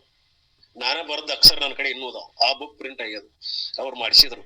ಶಿವಾನಂದರ ಬೋಧಾಮೃತವೇ ಅವರ ಚರಿತೆ. ಅವ್ರೇನು ಹೇಳ್ತಿದ್ರಲ್ಲ, ಅವ್ರ ಚರಿತ್ರೆ ಅದ. ಅದು ಬೇರೇನಲ್ಲ. ಕಥಾಮೃತ ಅದು ಒಂದ ಬೇಕಾರೆ ಇಲ್ಲಿ ಸಿಗ್ತದ. ಬಹಳ ಸ್ವತಃ ಅವರ ಬರೆಸಿದ್ದು ಅವ್ರ ಅಪ್ಪಂದು. ಯಾರು? ಆತ್ಮಾನಂದರು. ಅವ್ರು ಯಾವ ರೀತಿ ಸಮಾಧಿ ಹೊಂತಿದ್ರು, ಅವ್ರು ಯಾವ ರೀತಿ ಅವ್ರ ವ್ಯವಸಾಯಗಳಿದ್ದು, ಬಹಳ ಚಂದ ಬರೆಸಿದ. ತಾವು ಓದ್ಬಹುದು, ಮಹಾತ್ಮರ ಚರಿತ್ರೆ ಓದ್ಬೇಕು. ಯಾಕಂದ್ರೆ ಅನೇಕ ವಿಷಯಗಳು ನಮಗ ಸಿಗ್ತಾವ್. ಈಗ ಸಿದ್ಧಾರೂಢರ ಕಥಾಮೃತ ದಿನಾಲು ಓದ್ಬೇಕು. ಅದರಿಂದ ನಮಗ ಅನೇಕ ವಿಷಯಗಳು ಲಕ್ಷಾರ್ಥದೊಳಗೆ ಸಿಗ್ತಾವ್. ವಾಚಾರ್ಥ ಪವಾಡಗಳು ಸುಮ್ಮನೆ ನಿಮಿತ್ತ. ಅವೆಲ್ಲ ಪವಾಡಗಳನ್ನ ಅನುಸರಿಸಿ, ಯಾಕಂದ್ರ ಸಾಮಾನ್ಯ ಜನರು ಬಹಳ ಅದಾರ, ಮಧ್ಯಮ ಅಧಿಕಾರಿಗಳು ಬಹಳ ಅದಾರ, ಕನಿಷ್ಠ ಅಧಿಕಾರಿಗಳು ಅದಾರ. ಅವ್ರಿಗೆ ಏನ್ ಬೇಕು? ಕಥಾ ಬೇಕು, ಪವಾಡಗಳ ಬೇಕು. ಅಂದ್ರೆ ನಂಬ್ತಾರ ಅವ್ರು. ಅದಕ್ಕೆ ಅವರು ಸಿದ್ಧಾರೂಢರು ಏನ್ ಮಾಡಿದ್ರು? ಕಥಾಮೃತ ಅವುಗಳನ್ನೇ ಪವಾಡಗಳನ್ನ ಅಲ್ಲಿ ಇಟ್ಟು, ಅದಕ್ಕೆ ಬೇಕಾದಂತ ಲಕ್ಷಾರ್ಥವನ್ನು ಇಟ್ಟು ಎಲ್ಲರ ಗಮನ ಸೆಳೆದಾರೆ. ಅಂತ ಗ್ರಂಥ ನಾ ಭೂತೋನ ಭವಿಷ್ಯತಿ ಎರಡೂ ಬೇಕು. ಕೆಲವರು ವಾಚ್ಯಾರ್ಥ ಹೆಚ್ಚಿಟ್ಟಿರ್ತಾರ, ಲಕ್ಷಾರ್ಥ ಸ್ವಲ್ಪ ಇಟ್ಟಿರ್ತಾರ. ಇಲ್ಲಿ ಮಾತ್ರ ನೇರವಾಗಿ ಪ್ರತಿಯೊಂದಕ್ಕೂ ವಾಚ್ಯಾರ್ಥವನ್ನು ಅರ್ಥಗರ್ಭಿತವಾಗಿ ಬರೆದು ಮುಮುಕ್ಷಗಳಿಗೆ ಸಾಧ್ಯ ಆಗಿದಾರ. ದಿನಾಲು ಓದಾಕೋ ಅಡ್ಡಿ ಇಲ್ಲ, ಒಳ್ಳೆ ಗ್ರಂಥ. ಅದನ್ನ ಮನಿಯೊಳಗ್ ಪ್ರತಿಯೊಬ್ಬರು ಮನಿಯೊಳಗೆ ಹೆಣ್ಮಕ್ಳಿಗೆ ಓದಾಕ್ ಹೇಳ್ರಿ. ಲಕ್ಷಾರ್ಥ ತಿಳಿದ್ರೆ ಅಷ್ಟ ಆತು. ವಾಚ್ಯಾರ್ಥ ತಿಳಿತಾ ಮುಂದೆ ಲಕ್ಷಾರ್ಥ ತಿಳಿತಾ ಹೋಗ್ತದ. ಅವರ ಬುದ್ಧಿ ಇಲ್ಲಿರ್ತಕ್ಕಂತ ಯಾವ ಚಂಚಲತ್ವಾಗಲಿ ಮಲದೋಷಗಳಲ್ಲಿ ಹೋಗ್ತಾವ. ಅವರು ಕೂಡ ಜ್ಞಾನಕ್ಕೆ ಬರ್ತಾರೆ. ಹಂಗ ನಾವು ಜಿಜ್ಞಾಸುಗಳದೇವಲ್ಲ, ಪ್ರತಿಯೊಬ್ಬರ ಮನೆಯಲ್ಲಿ ಒಂದು ಭಗವದ್ಗೀತಾ ಹಾಗೂ ಒಂದು ಸಿದ್ಧಾರೂಢಪ್ಪನ ಪುರಾಣ ಕಥಾಮೃತ, ಒಂದು ದೇವಿ ಪುರಾಣ ಇಡ್ರಿ. ಅವ್ರವ್ರ ಅರ್ಹತೆಗೆ ತಕ್ಕಂತೆ ಅವ್ರು ಓದಿ ಉದ್ಧಾರ ಆಗಲಿ ಅನ್ನುವಂತ ಒಂದು ಉದ್ದೇಶ ನಂದು. ಅದಕ್ಕೆ ನಾನು ಎಲ್ಲಿ ಹೋದ್ರು ಕೂಡ ಅವನು ಓದ ಬಿಡ್ತೇನೆ. ಮೊನ್ನೆ ಹೋಗಿದ್ದೆ, ಅಲ್ಲೂ ಕೂಡ ಕಥಾಮೃತ, ಒಂದು ದೇವಿ ಪುರಾಣ ಎರಡು ಓದ ಬಿಡ್ತೇನೆ. ಒಂದು ಸಿದ್ಧಾರೂಢಪ್ಪನ ಮೂರ್ತಿ ಕಾಣಿಕೆ ಕೊಡುದೇವು ನಾವು. ಮತ್ತು ಮುಖ್ಯವಾದಂತ ಕೆಲವು ಪುಸ್ತಕಗಳನ್ನು ಕೊಡ್ತೇವೆ. ಹೀಗೆ ನೀವು ಒಂದು ಆರಿಸಿಕೊಂಡು ಅವರಲ್ಲಿ ಒಂದು ಪ್ರೇರಣೆಯನ್ನು ಉಂಟು ಮಾಡ್ಲಿಕ್ಕೆ ಇಂತಹ ಗಿಫ್ಟ್ ಅನ್ನು ಕೊಡ್ರಿ, ಇರ್ಲಿ. ಹೀಗೆ ನಮ್ಮ ಗುರಿ ಏನು ಅಂತಂದ್ರೆ, ಆ ಒಂದು ನಿತ್ಯ ಯುಕ್ತವಾದಂತ ಪರಮಾತ್ಮ, ಯಾವಾಗ್ಲೂ ಇರ್ತಕ್ಕಂಥ ಪರಮಾತ್ಮನೆಡೆಗೆ ನಮ್ಮ ಗುರಿ. ಹೀಗೆ ನಾವು ಪ್ರಪಂಚದಲ್ಲಿ ಎಷ್ಟು ನಿಷ್ಠೆ ಆಸಕ್ತಿ ಉದ್ಕೊಂಡು ಮಾಡ್ತೇವೋ ಅಷ್ಟೇ ನಿಷ್ಠೆಯನ್ನ ಪರಮಾತ್ಮ ಲೀಡ್ರಿ ಅನ್ನುವಂಥದ್ದು ಇನ್ನೊಂದು ಅರ್ಥ. ನಮ್ಮ ಗುರಿ ಯಾವಾಗ ಪರಮಾತ್ಮ ಐತೆ ಅಂದ್ಮೇಲೆ, ನಮ್ಮ ಮುಖ್ಯ ಗುರಿ ಐತೆ ಅಂದ್ಮೇಲೆ, ಇವು ಎಲ್ಲವೂ ಸೈಡ್ ತಗೊಂಡ್ರಿ. ಇವನ್ನೆಲ್ಲ ಮದುವೆ ಇವು ಎಲ್ಲ ಮನೆಯೊಳಗಿನ ವ್ಯವಹಾರಗಳು ಇವು ಸೈಡ್ ಇಟ್ಕೊಂಡ್ರು, ಅಮುಖ್ಯವಾಗಿ ಇಟ್ಕೊಂಡು ನೀವು ಮುಖ್ಯವಾದಂತ ಸಾಧನೆ ಗುರಿ ಅಲ್ಲಿ ಇಡ್ರಿ. ಮುಂದೆ ಅಲ್ಲೇ ಗುರಿ ಒಂದಾಗಿರ್ತದ. ಅದು ಈಗ ಮದ್ವಿ ಮುಂಜಿ ಎಲ್ಲಾ ಬರ್ತಾವಲ್ಲ ಮನಿಯೊಳಗ, ಮನಸ್ಸಲ್ಲ ಅದು ತಾತ್ಪೂರ್ತಿಕ ಅಲ್ಲಿ ಇಡ್ರಿ. ಆದ್ರ ಮುಗಿದ ತಕ್ಷಣ ಮತ್ ನಿಮ್ ಗುರಿಯನ್ನ ಮತ್ ಮೇಲೆ ಇಡ್ರಿ. ಎಲ್ಲಮ್ಮನಂಗ, ಎಲ್ಲಮ್ಮ ಆಗಿ ಜೋಗಮ್ಮನಂಗ ಹಂಗ ಲಕ್ಷ ಅಲ್ಲಿರ್ಲಿ ಅಂತ ಹೇಳ್ತಾರ. ಅದ್ರಾಗ but your mind absorbed in that, ಅದರಲ್ಲಿ ನಿಮ್ದು ಮುಳುಗಿತ್ತಂದ್ರ ಪ್ರಪಂಚಿಕ ವಿಷಯದಲ್ಲಿ, ದಟ್ ಇಸ್ ಕಾಲ್ಡ್ ಅನನ್ಯ ಭಕ್ತಿ. ಅಲ್ಲಿ ಅನನ್ಯ ಭಕ್ತಿ ಇರ್ತದ. ಅದನ್ನ ಬಿಟ್ಟು ಏನಾಗಬೇಕು? ಈಗ ಭಕ್ತಿ in which absorptions into the lord. ಅದೇ ಭಕ್ತಿಯನ್ನು ಈಗ ಏನ್ ಮಾಡ್ರಿ? ಆ ಭಗವಂತನಲ್ಲಿ into the lord. Displaces all other secondary goals of life. ನಿಮ್ಮ ಆ ಒಂದು ಅಮುಖ್ಯವಾದಂತಹ ಗುರಿಗಳು ಇಲ್ಲಿವರೆಗೆ ಇದ್ದು ಅಲ್ಲ, ಆ ಜಗದೊಳಗ ಪರಮಾತ್ಮನ ಇಡ್ರಿ.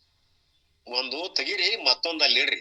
ಆಗ ತಕ್ಷಣವೇ ವ್ಯವಹಾರದಲ್ಲಿ ಮಗ್ನ ಆಗಿರಿದ್ದಲ್ಲೋ ಮುಗಿಗೊಡ ತಗದಲ್ಲಿ ಪರಮಾತ್ಮನ ಇಡ್ರಿ. ಅವನೇ ಎಲ್ಲಾ ಕಾರಣದನಪ್ಪ.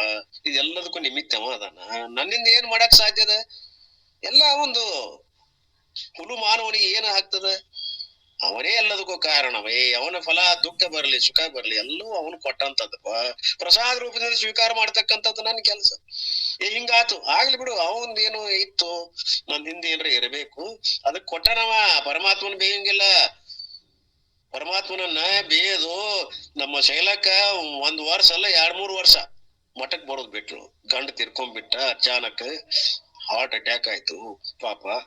ದೇವಿ ಓದ್ತಿದ್ರು, ದಿನಾಲು ದೇವಿ ಪುರಾಣ ಓದಾಕಿ ಬಿಡಂಗಿಲ್ಲ, ಬಹಳ ಭಕ್ತಿ ಉಳ್ಳವಳೈತಿ. ಆದ್ರೆ ಹೀಗಾದ್ರಿಂದ ಈ ದೇವಿ ನನಗೆ ಇಂತ ಫಲ ಯಾಕೆ ಕೊಟ್ಳು? ಸಿದ್ಧಾರೂಢ ಅಜ್ಜ ನನಗೆ ಈ ಪರಿಸ್ಥಿತಿ ಯಾಕೆ ಒದಗಿಸದ? ಇದ್ ಗಂಡನ ಕಸ್ಕೊಂಡ್ಬಿಟ್ರಲ್ಲ, ನನ್ನ ಬಾಳೆ ಹೆಂಗ ಬದುಕಿ ಹೆಂಗ? ತಗದ ಪುಸ್ತಕ ಕಡೆ ಕೈಟ್ ಒಗದ್ ಬಿಟ್ರು. ಈಗ ಮತ್ತದ ಅನನ್ಯ ಚಿಂತೆ ಮಾಡಿ ಈಗೆಲ್ಲ ಗೊತ್ತಾತು. ಹೋಗಿ 3-4 ಸಲ ಹೇಳಿ ಕೇಳಿ, ಅಲ್ವಾ ಇದು ಪದ್ಧತಿ, ಅವ್ರ ತಪ್ಪಲ್ಲ, ನಮ್ ಕರ್ಮ ಜನ ಇರ್ತದ. ಹಿಂದ ನೀ ಏನ್ ಮಾಡಿದಿ? ನೀನು ನಡಬರ್ಕ ಬಿಟ್ಟು ಹೋಗಿದಿ ಗಂಡಾಗಿ ಅವನ್ನ. ಈಗ ಅವ್ನು ನಿನ್ನ ಬಿಟ್ಟು ಹೋಗ್ಯಾನವ. ಹಿಂಗ ಇರ್ತದ ಕರ್ಮ, ಬಾಳ ಗಾನದ. ಹಂಗ ಮಾಡ್ಬೇಡ, ಯಾವ್ದನ್ನು ತಿರಸ್ಕಾರ ಮಾಡ್ಬೇಡ. ಪರಮಾತ್ಮ ಅಲ್ಲದ ಕೊಡುದಿಲ್ಲ, ನಾವು ಮಾಡಿದ್ದ ನಮಗ್ ಕೊಡ್ತಾನೆ. ಹಿಂದಿನ ಫಲ ಭೋಗಿಸ್ಬೇಕಾಗ್ತದ. ನಾ ಭುಕ್ತುಂ ಕ್ಷೀಯತೆ ಕರ್ಮ ಕಲ್ಪಕೋಟಿ ಶತೈರಪಿ. ಅದಕ್ಕೆ ನಾವು ಏನ್ ಮಾಡಿದ್ರು ಅದು ನೀವು ಬಿಡುದಿಲ್ಲ. ಅಂಜದರಾಗದು, ಅಳಕಿದರಾಗದು, ವಜ್ರ ಪಂಜರದಲ್ಲಿದ್ದರೂ ಆಗದು, ತಪ್ಪದು ಲಲಾಟ ಲಿಖಿತ. ತಪ್ತತೇನ್ರಿ ಅದು? ಇಲ್ಲ. ನಾವು ಮಾಡಿದ ಕರ್ಮ ಫಲವನ್ನ ನಾವು ಉಂಡೇ ತೀರಿಸಬೇಕಾಗುವುದು. ಅದಕ್ಕವ ಹಂಗ ಮಾಡಾಕ್ ಹೋಗ್ಬೇಡ. ನೀನೆಲ್ಲಾ ಪ್ರವಚನ ಕೇಳಿದಕ್ಕಿದಿ ಅಂತ ತಿಳ್ಕೊಂಡು ಮತ್ ಬುದ್ಧಿಯನ್ನ ಬಿಡಿಸಿ ಯಾವ ಒಳ್ಳೆಯ ಮಾರ್ಗಕ್ಕ ಹಚ್ಚಿದ್ವಿ. ಈಗ ಆಕೆ ಪ್ರವಚನ ಮಾಡಾಕತ್ತಾಳ, ಹೋಗ್ರಿ ನೋಡ್ರಿ. ಹಂಗ ಮನುಷ್ಯನಿಗೆ ಪರಿವರ್ತನೆ ಆಯ್ತು ಅಂತಂದ್ರ ಅದು ಯಾವಾಗ ಯಾರಿಗ್ ಪ್ರೇರಣೆ ಆಗ್ತೈತೋ ಹೇಳಾಕ್ ಬರೋದಿಲ್ಲ. ನಮ್ಮನ್ನ ಮೀರಿ ಅದಾಳ ಈಗ, ಇರ್ಲಿ, ಅವೆಲ್ಲ ಏನೇನೋ ನಡೆಸ್ತಾ ಇದ್ದಾಳ, ನಮ್ಮನ್ನ ಯಾಕೋ ಕೈ ಬಿಟ್ಟಾಳ ಗೊತ್ತಿಲ್ಲ. ಇರ್ಲಿ. ಹೀಗೆ ನಾವು ಪರಮಾತ್ಮನನ್ನ ಯಾವಾಗಲೂ ಸ್ಮರಿಸ್ತಾ ಇರಬೇಕು. ಇನ್ನ the other goals of life are not ignored. ಆದ್ರೆ ಹಿಂಗ ನಾವು ಪರಮಾರ್ಥಕ್ಕೆ ಬಂದೇವಂತ ನಿಮಗೆ ಬಿಡಕತ್ತ ಉಳಿದ ಉದ್ಯೋಗಗಳನ್ನು ಬಿಡಬಾರ್ದು, ಇಗ್ನೋರ್ಡ್, ಅವನ್ನ ತ್ಯಜಿಸಬಾರ್ದು. ನೀವು ಮಾಡ್ತಕ್ಕಂತ ಕರ್ತವ್ಯ ಕರ್ಮವನ್ನು ಅರ್ಜುನ್ ಹೆಂಗ್ ಮಾಡಿದೋ, ಕ್ಷತ್ರಿಯ ಧರ್ಮವನ್ನ ತ್ಯಾಗ ಮಾಡಿ ಎಲ್ಲಾ ಬಿಲ್ಲು ಬಾಳ ಹೋಗದ್ ಬಿಟ್ಟಿದ್ದ. ಅದಕ್ಕ ನಿನ್ನ ಧರ್ಮವನ್ನ, ಕ್ಷತ್ರಿಯ ಧರ್ಮವನ್ನು ಪಾಲಿಸುವಂತ ನೀನು ಯುದ್ಧ ಮಾಡಪ್ಪ. ಆ ಫಲ ಏನದಲ್ಲ, ಈಗಾಗಲೇ ಅವರೆಲ್ಲ ವಧ ಆಗ್ಯಾರ, ನಿಮಿತ್ತ ಮಾತ್ರದಿಂದ ಯುದ್ಧ ಮಾಡು.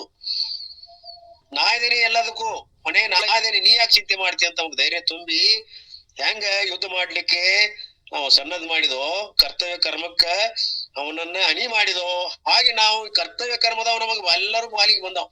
ನಾವೆಲ್ಲಾ ಪ್ರಪಂಚಿಕರು. ಅವುಗಳನ್ನ ಮಾಡ್ತಾ ಮಾಡ್ತಾ ಗುರಿಯನ್ನ ಪರಮಾತ್ಮನಲ್ಲಿ ಇಡುದು.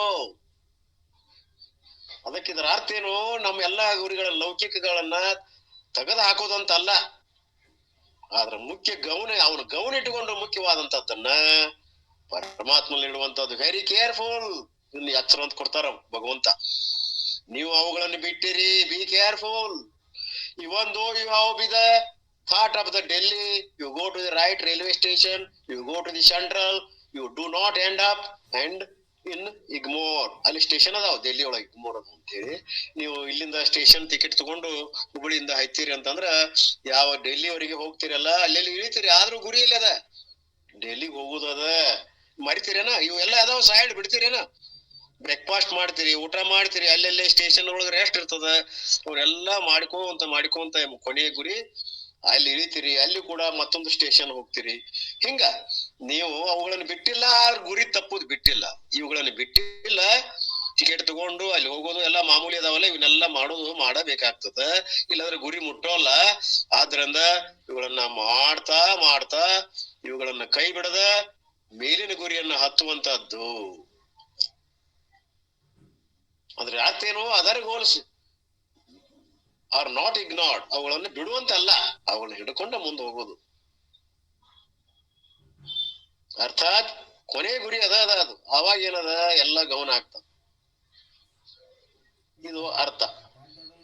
Business man, business but, musician, ಅಂದ್ರೆ ಯಾರು ಯಾವ ಉದ್ಯೋಗ ಇಟ್ಕೊಂಡು ಹೋಗಿರ್ತಾರೆ. ಮ್ಯೂಸಿಷಿಯನ್ ಇರ್ತಾರೆ, ಬಿಸಿನೆಸ್ ಮ್ಯಾನ್ ಇರ್ತಾರೆ. ಆ ಗುರಿ ಇಟ್ಕೊಂಡು ದೊಡ್ಡ ದೊಡ್ಡ ಸಿಟಿ ಹೋಗ್ತಾರೆ. ಅವನ್ನೆಲ್ಲ ತೀರಿಸಿಕೊಂಡು ವಜ್ರದ ವ್ಯಾಪಾರ ಇರ್ತಾರ, ಬಂಗಾರ ವ್ಯಾಪಾರ ಇರ್ತಾರ, ಬಟ್ಟೆ ವ್ಯಾಪಾರ ಇರ್ತಾರ. ಆಯಾ ಶಾಪ್ಗಳಿಗೆ ಹೋಗ್ತಾರ, ತಮ್ದೆಲ್ಲ ಮುಗಿಸ್ಕೊಂಡು ಹೊಳ್ಳಿ ಮನಿಗ್ ಬರ್ತಾರ ಅವರು ಸಗುಣ ರೂಪದಿಂದ ಅಂತ. ಅದನ್ನ ಅರ್ಥ ಮಾಡ್ಕೋಬೇಕು ನಾವೆಲ್ಲ. ಯಾವ ದೇವತೆ ಉಪಾಸನೆ ಏನ್ ಗುರಿ ಇಟ್ಕೊಂಡು ಮಾಡಿರ್ತಾರಲ್ಲ, ಅದನ್ನ ಉಪವಾಸ ಮಾಡಿ ಸಾಕ್ಷಾತ್ಕಾರ ಮಾಡಿಕೊಂಡು ಆಯಾ ಫಲಗಳನ್ನು ಪಡಿತಾರ ಅವರು ಅಂತ ಅರ್ಥ ಇದು. ಇವೆಲ್ಲಾ ಲೌಕಿಕ ಉದಾಹರಣೆಗಳನ್ನ ಅಪ್ಪ ಅವ್ರು ಕೊಡ್ತಾರಲ್ಲ, ಇವನ್ನ ನಾವ್ ಯಾವ್ದಕ್ ಅನ್ವಯಿಸಬೇಕು? ಸಗುಣರಿದ್ದವ್ರು ಸಗುಣಕ್ಕೆ ಅನ್ವಯಿಸ್ಕೋಬೇಕು, ನಿರ್ಗುಣ ಇದ್ದವ್ರು ನಿರ್ಗುಣಕ್ಕೆ ಉಪಯೋಗಿಸ್ಬೇಕು. ಇವನ್ನ ಒಂದೇ ರೀತಿ ಅರ್ಥ ಕೊಡುವುದಿಲ್ಲ. ಗುರುಗಳು ಬಹಳ ಮಾರ್ಮಿಕವಾಗಿ ಉದಾಹರಣೆಗಳನ್ನು ಕೊಟ್ಟಿರ್ತಾರೆ. ಅದನ್ನ ಅರ್ಥ ಮಾಡಿಕೊಳ್ಳುವುದು ನಮ್ಮಲ್ಲಿ ಅದ, ಜಾಣತನ ಅದ. So therefore absorption into the Lord does not mean ignorance of one's family duty. ಇಲ್ಲಿ ಒಂದಾಗೋದು ಮುಳುಗೋದು ಅಂದ್ರೆ ಅರ್ಥ ಭಗವಂತನಲ್ಲಿ ಒಂದಾಗೋದು ಮುಳುಗೋದು ಅಂದ್ರೆ ಏನು? ನಿಮ್ಮ ಫ್ಯಾಮಿಲಿ ಡ್ಯೂಟೀಸ್ ಬಿಡುವುದಲ್ಲ. Krishna is not talking about disgrading or disrespecting one's duty. ನೀವು ಮಾಡ್ತಕ್ಕಂತ ದಂಧೆಗೆ ಏನದಲ್ಲ, ಡ್ಯೂಟಿ ಏನದ, ಕರ್ಮ ಏನದನ್ನ ಬಿಡುವಂತೂ ಅಲ್ಲ. ನಿಮ್ಮ ಫ್ಯಾಮಿಲಿ ಮೆಂಬರ್ಸ್ರನ್ನ ನೀವು ನಿಷ್ಕಾಳಜಿ ಮಾಡೋದು ಅಂತೂ ಅಲ್ಲ. ಅವ್ರನ್ನ ಗಮನದಲ್ಲಿ ಇಟ್ಟುಕೊಂಡು ನಿಮ್ಮ ಡ್ಯೂಟಿಯಲ್ಲಿ ಮುಖ್ಯವಾಗಿ ಇಟ್ಟುಕೊಂಡು ಆ ಮುಖ್ಯವಾದಂತ ಇವನ್ ತಿಳ್ಕೊಂಡು ಇದರ ಮೇಲಿರ್ತಕ್ಕಂತ ನಿಮ್ಮ ಗುರಿ ಆ ಪರಮಾತ್ಮ. ಹಿಂಗ ಅರ್ಥ ಮಾಡ್ರಿ. I have to choose the goal of life. I vote for this is my ambition in life and that is there in my subconscious all the time. ಆದ್ರ ನಿಮ್ಮ ಈ ಒಂದು 4ನೇ ಭಾಗದೊಳಗ ನಮ್ಮ ಅರಿವಿನ ಭಾಗ 4ನೇ ಐತೆ ಅಂತ ತಿಳ್ಕೊ. ಅದರ ಮೂರ್ ಭಾಗ ಏನದಲ್ಲ ಸಬ್ ಕಾನ್ಶಿಯಸ್ ಮೈಂಡ್ ಅದ. ಒಂದು ಈ ಕಾನ್ಶಿಯಸ್ ಅದ, ಕೆಲಸ ಮಾಡಾಕ್ತದ, ಈ ಜಾಗೃತದಲ್ಲಿ ಕೆಲಸ ಮಾಡುದು ಒಂದೇ ಭಾಗ. ಮೂರು ಭಾಗ ನಮಗ್ ಗೊತ್ತಿಲ್ಲ. ಅದ ಅನೇಕ ಸಂಸ್ಕಾರಗಳಿಂದ ಕೂಡ್ಕೊಂಡದ, ಜನ್ಮಾಂತರ ಸಂಸ್ಕಾರಗಳು ತುಂಬ್ಯಾವ, ನಮಗ್ ಗೊತ್ತಿಲ್ಲ. ಮೂರು ಭಾಗದಷ್ಟು ಅನ್ಕಾನ್ಶಿಯಸ್ ಮೈಂಡ್ ಅದಲ್ಲ, ಅವ್ಯಕ್ತವಾದಂತ ಯಾವ ನಮ್ಮ ಅರಿವು ಅದಲ್ಲ, ನಮಗೆ ಗೋಚರ ಇಲ್ದಂತದ್ದು. ಗೋಚರ ಆಗ್ತಕ್ಕಂತ ಅರಿವು ಈ ಜಾಗೃತ ಪ್ರಪಂಚಕ್ಕೆ ಕಾರಣ ಆಗ್ಯದ. ಇಲ್ಲೆಲ್ಲ ವ್ಯವಹಾರ ಮಾಡಾಕ್ತದ. ಗೋಚರ ಆಗದಂತ ಅರಿವು ಅದು ಬಹಳ ಅದ, ಅದು ಗೊತ್ತಿಲ್ಲ ನನಗೆ. ಅದಕ್ಕೆ ಅದು ಇರ್ಲಿ. ಆದರೆ ನಿಮ್ಮ ಏನ್ ಸಬ್ ಕಾನ್ಶಿಯಸ್ ಮೈಂಡ್ ಅದಲ್ಲ, ಅವ್ಯಕ್ತವಾದಂತ ಅರಿವು ಅದಲ್ಲ, ಅಲ್ಲಿ ಒಂದಿರ್ಲಿ. ಯಾವುದು? ಬಿಂಬ ರೂಪದಿಂದ ನಿಮ್ಮ ಗುರಿ. ಪರಮಾತ್ಮನೇ ನನ್ನ ಗುರಿ, ಅವನೇ ನನ್ನ ಕೊನೆಯ ಗಡಿ, ಅವನೇ ಎಲ್ಲವೂ ಅನ್ನುವಂಥದ್ದು ಬಿಂಬ ರೂಪದಿಂದ ಆ ಒಂದು ಗುರಿ ಅಲ್ಲಿ ಇರ್ಲಿ. ಹೆಂಗ ಎಲ್ಲಮ್ದ ಅಲ್ಲಿ ಇರ್ತದಲ್ಲ, ಹಂಗ ಇಲ್ಲಿ ನಿಮ್ಮ ಗುರಿ ನಿಮ್ ಸಬ್ ಕಾನ್ಶಿಯಸ್ ಮೈಂಡ್ ಒಳಗೆ ಇರ್ಬೇಕು. ಅದು ಬಿಂಬಿಸ್ತಿರ್ಬೇಕು, ಚಕ್ ಚಕ್ ಹೊಳಿತಿರ್ಬೇಕು. ಪ್ರತಿಯೊಂದು ಲೌಕಿಕ ವ್ಯವಹಾರ ಮಾಡುವಾಗ ಅದು ಹೊಳಿತಿರ್ಬೇಕು ನಿಮ್ಗ. ಮೇನ್ ಅದು ಇರ್ಬೇಕು. ಅಂಡ್ ದೇರ್ ಫೋರ್ ಅನನ್ಯ ಅಂದ್ರೆ ಇಲ್ಲಿ ಇಷ್ಟೆಲ್ಲ ಯಾಕೆ ಹೇಳಕ್ ಹೊಂಟ್ರ ಅಂದ್ರೆ ಅನನ್ಯ ಅನ್ನುವಂತ ಶಬ್ದ. Without any other goal occupying the mind. ಮತ್ತೆ ಯಾವ ಗುರಿಗಳು ಒಮ್ಗಿಲಲ್ಲಿ ಬಿಂಬಿಸಬಾರ್ದು. ಎಲ್ಲೇ? ನಮ್ಮ ಅನ್ಕಾನ್ಶಿಯಸ್ ಮೈಂಡ್ ದಲ್ಲಿ. ಈ ಕಾನ್ಶಿಯಸ್ ಮೈಂಡ್ ವ್ಯವಹಾರ ಮಾಡ್ಲಿ, ಪರವಾಗಿಲ್ಲ. ಅವ್ಯಕ್ತ ರೂಪವಾದಂತ ಮನಸ್ಸು ಅದಲ್ಲ, ಸಾಕ್ಷಿ ರೂಪವಾದಂತ ಆತ್ಮ ಅಲ್ಲಿ ಈ ಬಿಂಬಿಸ್ತಿರ್ಬೇಕು. ಯಾವುದು? ನಿಮ್ಮ ಯಾವ ಚಿಂತನೆ, ಆತ್ಮರೂಪಿ ಚಿಂತನೆ, ಮನನ, ನಿಧಿಧ್ಯಾಸನಗಳು ಯಾವಾಗಲೂ ಒಳಗೊಂಡಿರ್ಬೇಕದು. ಅವ್ರು ಕೂಡ ಅವ್ರಂತ, ಇವ್ರು ಕೂಡ ಇವ್ರಂತ. ನಾಟಕರ್ ನಾಟಕ ಅರ್ಥಾತ್ ನೀವು ಹೊರಗೆ ಅವ್ರಂತ ನಾಟಕ ಮಾಡೋ, ಒಳಗ ಮಾತ್ರ ನಿನ್ನಂತೆ ಇರು. ನಿನಗೆ ನೀನು ನಿನ್ನಂತೆ ಇರು, ಅವ್ರು ಕೂಡ ಅವ್ರಂತ ಇರು. ಏನ್ ತಪ್ಪದ? ವ್ಯವಹಾರದೊಳಗ ಅವ್ರೇನ್ ನಮ್ದು ಒಳಗಿಂದ ಗೊತ್ತಾಗ್ತದ? ಅವ್ರು ಕೂಡ ನಗು, ಅವ್ರು ಕೂಡ ಅಳು, ಅವ್ರಕ್ಕಿಂತ ಹೆಚ್ಚು ನಾಟಕ ಮಾಡು. ಬಹಳ ಚಂದ ಹೇಳ್ತಾರ ನಾಮದಾರ್ ಗುರು. ಅಳವ್ರು ಕೂಡ ಅಳು, ಇನ್ನೂ ಹೆಚ್ಚು ಅಳು. ಅದ್ರೊಳಗ ಅಳವನ ಅಲ್ಲ, ಅಂತಃಕರಣದಲ್ಲಿ ಸುಳ್ಳದ. ಯಾಕೆ? ಅಳುವ್ರಿಗಾಗಿ ಅಳಬೇಕಲ್ಲ ನಾವು. ಪರಮಾತ್ಮ ಸಲುವಾಗಿ ಅಳಾಕತ್ತೀವಿ ಒಳಗ. ಇದು ಶಾಶ್ವತ ಅಲ್ಲ. ತಂದೆ ಆಗ್ಲಿ, ತಾಯಿ ಆಗ್ಲಿ, ಬಂಧು ಆಗ್ಲಿ, ಬಳಗರಾಗ್ಲಿ, ವಿಷಯ ವಸ್ತುಗಳಾಗ್ಲಿ, ಇವೆಲ್ಲ ಏನದಾವ? ಇವು ನಡಬರ್ಕ ಬಂದು ಹೋಗ್ತಾವ. ಪ್ರಾರಬ್ಧಕ್ಕೆ ಬಂದಾವ, ಪ್ರಾರಬ್ಧ ಕಟ್ಟಿಕೊಂಡು ಹೋಗ್ಬಿಡ್ತಾವ. ಎಲ್ಲಿ ಮಠ ಇರ್ಬೇಕು ಇರ್ತಾವ. ಅದ್ರ ಬಗ್ಗೆ ನಮ್ದು ಇಲ್ಲ. ನಾವೆಲ್ಲ ದೈವಾಧೀನ ಅದಾವ. ಅವು ಬರ್ತಾವ ಹೋಗ್ತಾವ, ಆಗುಂತಕದಾವ. ನಾವು ಆಗುಂತಕಲ್ಲ, ಬರೋವರಲ್ಲ, ಹೋಗವರಲ್ಲ. ಶರೀರಕ್ಕೂ ಬಂದೀವಿ, ಶರೀರಕ್ಕೂ ಅಂತೀವಿ. ಆದ್ರೆ ನಾವು ಶರೀರ ಕೂಡ ಬಂದೇನಿಲ್ಲ, ಶರೀರ ಕೂಡ ಹೋಗೋದಿಲ್ಲ, ಜನನ ಮರಣಗಳಿಲ್ಲ. ಆದ್ರೆ ಆತ್ಮ ಸ್ವರೂಪದಿಂದ ನಾವು ಯಾವಾಗ್ಲೂ ಇರುವವರು. ಅದ್ರ ಹೊರಗೆ ಮಾತ್ರ ಏನದಲ್ಲ, ಹೋಗುವಿಕೆ ಬರುವಿಕೆಗೆ ಸಾಕ್ಷಿಯಾಗಿ ಅವುಗಳಿಗೆ ಸಾಕ್ಷಿ ರೂಪದಿಂದ ಇರ್ರಿ.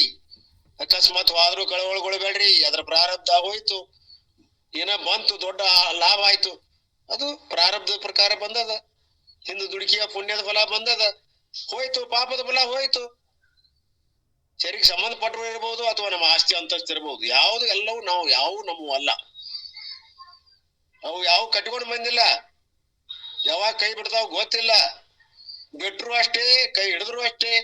ಉದಾಸೀನವತ್ತಾಸೀತ ಆಸೀನ. ಆ ರೀತಿ ದೃಢವಾದಂತ ಒಂದು ನಿಷ್ಠ ಆತ್ಮನಲ್ಲಿ ಇರಬೇಕನ್ನುವಂಥದ್ದು ಈ ಒಂದು ಗುರುಗಳ ಒಂದು ವಿಚಾರದ. ಅಂಡ್ ದೇರ್ ಫೋರ್ ಅನನ್ಯ ವಿದೌಟ್ ಎನಿ ಅದರ್ ಗೋಲ್. ಯಾವ್ದು ಗೋಲ್ ಇರಬಾರ್ದು. ಮುಖ್ಯ ಗುರಿ ಅನನ್ಯ, ನ ಅನ್ಯ, ಅನನ್ಯ. ಅಂತವ್ರಿಗೆ ಪರಮಾತ್ಮ ಎಲ್ಲಾ ರೀತಿಯಿಂದ ಸಹಾಯ ಮಾಡ್ತಾನ. ನಮ್ಗೆ ಯಾವುದೇ ವಿಘ್ನ ಬರುದಿಲ್ಲ. ಅವರು ಹೆಚ್ಚಿಂದ ಹೇಳಕತ್ತಾರ, ಅಂತವ್ರಿಗೆ ವಿಶೇಷವಾಗಿ ಬರುದಿಲ್ಲ. ಯಾಕೆ? ಅವು ಬೇಕಾದಂತ ಸಲಕರಣೆಗಳು, ಅವು ಬೇಕಾದಂತ ಸತ್ಸಂಗ, ಇನ್ನು ಕೆಲವೊಂದು ಸ್ಥಾನ ಪ್ರತ್ಯಾಹಾರ ಮಾಡಿಸ್ತಾನ. ಹಂಗಿತ್ತಂದ್ರ ನಮ್ಮನ್ನ ಬಿಟ್ಟು ಬೇರೆ ಕಡೆ ಕಳಿಸ್ತಾನ. ಎಲ್ಲೇ ನಮಗ ಅನುಕೂಲ ಆಗ್ತದ ಆ ವಾತಾವರಣ ಕಲ್ಪಿಸಿಕೊಡ್ತಾನ. ಯಾವ ಗುರು ಮಾರ್ಗದರ್ಶನ ಸಿಗ್ತದ, ಬೇಕಾದಂತ ಒಳ್ಳೆ ಸದ್ಗ್ರಂಥಗಳು ಸಿಗ್ತಾವ, ಒಳ್ಳೆ ವಾತಾವರಣ ನಿರ್ಮಿಸಿಕೊಡ್ತಾನ. ಅದ ಅವನ್ ಕರ್ತವ್ಯ. ಅವ ನಮ್ಮನ್ನ ತೊಡಗಿಸ್ಬೇಕಾಗೈತಿ. ಯಾಕ? ಅವನ್ ನಂಬಿದೇನು? ನಂಬಿದ ಭಕ್ತರ ಕೈ ಬಿಡುವನೇ ಗುರುದೇವ? ಎಂದೂ ಸಾಧ್ಯ ಇಲ್ಲ. ಆದ್ರೆ ಏನು? ನಾವು ಸ್ಥಿರವಾದಂತ ಮನಸ್ಸುಳ್ಳವರಾಗಿರ್ಬೇಕು. ಅನನ್ಯ ಚಿಂತೆಯಂತೋಮ. ಯಾವಾಗಲೂ ಅನನ್ಯ ಚಿಂತನೆಯನ್ನೇ ಗುರಿಯಾಗಿ ಇಟ್ಕೊಂಡಿರ್ಬೇಕು. ಎಲ್ಲಿ? ಪರಮಾತ್ಮನಲ್ಲಿ. ಹೀಗೆ ಅನೇಕ ವಿಚಾರಗಳನ್ನ ಗುರುಗಳು ಬಹಳ ಒಂದು ದೃಷ್ಟಾಂತಗಳನ್ನ ಕೊಡ್ತಾರ. ಅಲ್ಲಿ ಒಂದು ಬರಿ ಮೂಡ್ತದ, ಅಲ್ಲೆಲ್ಲ ಒಂದು ಉದಾಹರಣೆ ಕೊಡ್ತಾರ. ಅವು ಬಹಳ ಇಂಪಾರ್ಟೆಂಟ್ ಅದಾವ. ಗುರುಗಳು ಹೇಳೋದಿತ್ತಿದನ್ನ ಇರ್ಲಿ, ನನಗ್ ತಿಳಿದ ಮಟ್ಟಿಗೆ ಒಂದೆರಡು ವಿಚಾರಗಳನ್ನ ತಮ್ಮ ಮುಂದ ಇಟ್ಟಿದ್ದೀನಿ. ಇದರಲ್ಲಿ ಏನಾದ್ರು ಲೋಪ ದೋಷಗಳಾದ್ರೆ ಅಥವಾ ತಪ್ಪು ತಡೆಗಳಾದ್ರೆ ಮಾನ್ಯರಾದಂತ ತಾವು ಕ್ಷಮಿಸಿ ಬಿಡ್ಬೇಕು. ಅಷ್ಟೇ ಅಲ್ಲ, ಆ ಗುರುಗಳ ಅನುಪಸ್ಥಿತಿಯಲ್ಲಿ ಇದನ್ನ ನಡೆಸಿಕೊಂಡು ಹೋಗುವುದು ಕರ್ತವ್ಯ ಅಂತ ತಿಳ್ಕೊಂಡು ನಾ ನಿಭಾಯಿಸಿನ ಹೊರತಾಗಿ ನಾ ಏನ್ ಅಷ್ಟೊಂದು ಪರಿಣಿತ ಅಲ್ಲ. ತಾವು ದಯಮಾಡಿ ತಪ್ಪು ತಿಳ್ಕೊಬೇಡ್ರಿ. ನಾ ಇನ್ನೂ ಸಾಧಿಸ್ಬೇಕಾದದ್ದು ಬಹಳದ, ಇನ್ನೂ ಗುರಿ ದೂರದ. ಆದರೆ ಅದನ್ನ ಸಾಧಿಸ್ತಕ್ಕಂತ ಸಾಮರ್ಥ್ಯವನ್ನ, ಒಂದು ಸದ್ಬುದ್ಧಿಯನ್ನ ಸಿದ್ಧಾರೂಢ ಪರಮಾತ್ಮ ಗುರುಗಳು ಎಲ್ಲರೂ ಒಂದು ದೈವ ಬಲ ನನಗೆ ಸಿಗಲಿ, ನಿಮ್ಮೆಲ್ಲರಿಗೂ ಕೂಡ ಆ ಬಲ ದೈವ ಬಲ ಸಾಧಿಸ್ತಕ್ಕಂತ ಒಂದು ಛಲ, ಒಂದು ಬಲ, ಸಾಮರ್ಥ್ಯ ನಿಮ್ಮೆಲ್ಲರಿಗೂ ಉಂಟಾಗಲಿ. ಆ ಸಿದ್ಧಾರೂಢ ಪರಮಾತ್ಮ ತಮ್ಮೆಲ್ಲರಿಗೂ ಅಂತ ಒಂದು ದಿವ್ಯ ಒಂದು ಆತ್ಮಶಕ್ತಿಯನ್ನು ಕೊಟ್ಟು ತನ್ನೆರಿಗೆ ಎಳ್ಕೊಳ್ಳಿ ಅನ್ನುವಂತ ಒಂದೆರಡು ಮಾತುಗಳನ್ನ ಆ ಒಂದು ಪರಮಾತ್ಮ ಅದಕ್ಕೆ ಅರ್ಪಿಸಿ, ತಮ್ಮಲ್ಲಿ ಅರ್ಪಿಸಿ ನನ್ನ ಮಾತಿಗೆ ವಿರಾಮ. ಪದ್ಮಾಕರೇ ಶಾಂತಿ ಮಂತ್ರ ಹೇಳ್ರಿ.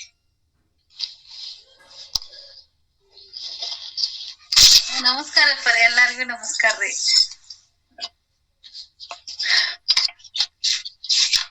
ಜಯ ಭಗವದ್ಗೀತೆ, ಜಯ ಭಗವದ್ಗೀತೆ,